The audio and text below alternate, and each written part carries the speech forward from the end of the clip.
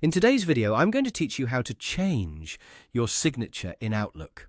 If you want your emails to look more professional, clear, and consistent, updating your signature is a great place to start. Your Outlook signature can include your name, job title, company details, or any other information you want to appear automatically at the bottom of your messages. The good news is that changing it only takes a few moments once you know where to look. To begin, open Outlook on your computer and make sure the app is fully loaded. Once you're on the main Outlook screen, go to the top left area and click File. This will open the Outlook menu where you can access account settings and personalization options. From there, click Options. This takes you into the Outlook Options window, which is where many of the app's default settings can be adjusted.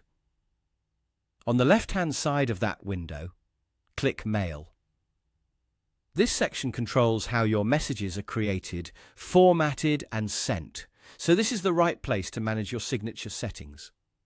Now look for the Signatures button under the Compose Messages section and click it. This will open the Signatures and Stationery window. Here you'll see the signatures that are already available in your Outlook setup. If you already have a signature and just want to make changes, simply select the one you want to edit.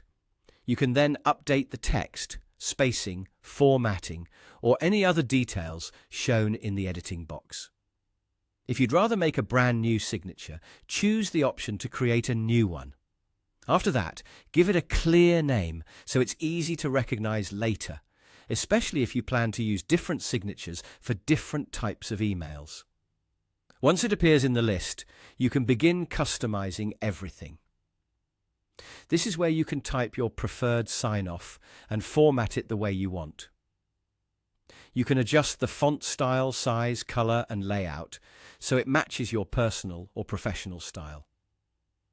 Take a moment to review everything before saving.